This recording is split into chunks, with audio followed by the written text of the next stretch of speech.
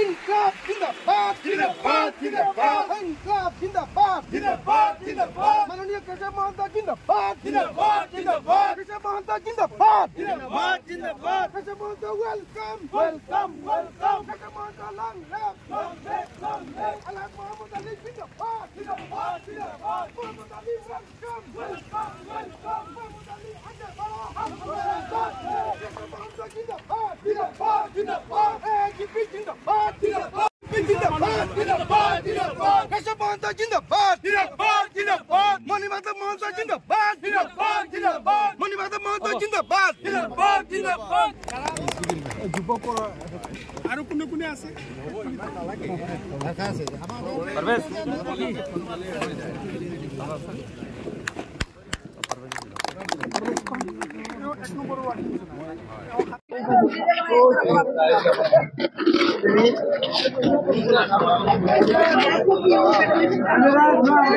কাৰ্যসূচীটো হৈছে যে আমি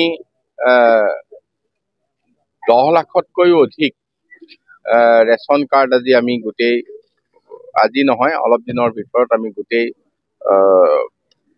অসমত পুনৰ বিলাম তাৰে আজি হোজাই জিলাত আছে হোজাইৰ আমি লামডিং সমষ্টি তাৰ পিছতে হোজাই সমষ্টি আৰু নতুনকৈ গঠন হোৱা বিনাকান্দি গতিকে তিনিটা সমষ্টিত তিনিখন সভাত ৰেচন কাৰ্ডৰ সকলো হিতাধিকাৰীক একত্ৰিত কৰি আমি তেওঁলোকৰ হাতত ৰেচন কাৰ্ডখন আজি তুলি দিম আৰু ৰেচন কাৰ্ড আজি দিম চাউল 2 মাহ পিছত পাব এইটো নহয় এই জানুৱাৰী মাহৰ চাউলে তেখেতসকলে লগে লগে পাব এই বছৰৰ 2024ৰ জানুৱাৰী মাহৰ পৰাই তেওঁলোকে প্ৰত্যেককে চাউল পাব গতিকে এইটো নিশ্চিত হৈছে হোজাই জিলাত আমি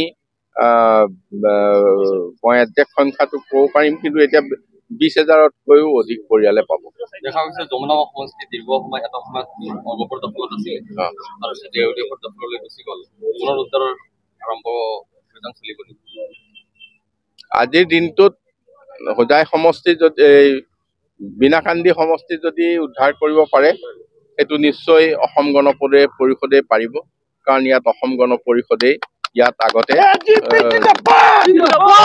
বিধায়ক নিৰ্বাচিত হৈছে আমাৰ আজিৰ দিনটোত সকলোৱে অধিক উৎসাহেৰে ইয়াক সহযোগ কৰিছে আমি ভাবিছো তেখেতসকলৰ যিখিনি আগ্ৰহ সেই আগ্ৰহে আমাৰ অহা দিনত এটা ভাল বতৰা দিব স্যাৰ আৰু এটা প্ৰশ্ন কৰিব বিচাৰিছো যে নতুনকৈ কাজিৰঙা লোকসভা সমষ্টি হল হোজাইৰো কেইবাটাও সমষ্টি হল দুজনকৈ লোকৰ ৰাজনীতিবিদৰ চৰ্চা চলিছে এজন মণিমাধৱ মহন্ত আৰু আনজন হল অজন্তা নেহগৰ গতিকে দেখা গৈছে আপুনিও যথেষ্ট সভা সমিতি আৰম্ভ কৰিছে গতিকে তেনেকুৱা কিবা সম্ভাৱনা আছে নেকি নহয় এইটো কথা হৈছে ইয়াত প্ৰথম কথা হোজাই জিলাখন এতিয়া সম্পূৰ্ণভাৱে কাজিৰঙা লোকসভা সমষ্টিৰ অন্তৰ্গত আৰু তিনিওটা ইয়াৰ লামডিং হোজাই আৰু বিনাকান্দি তিনিওটা বিধানসভা সমষ্টি ইয়াত আছে এইটো আমাৰ মিত্ৰজোঁটৰ মজিয়াত এতিয়ালৈকে আলোচনা হোৱা নাই আৰু মিত্ৰজোঁটৰ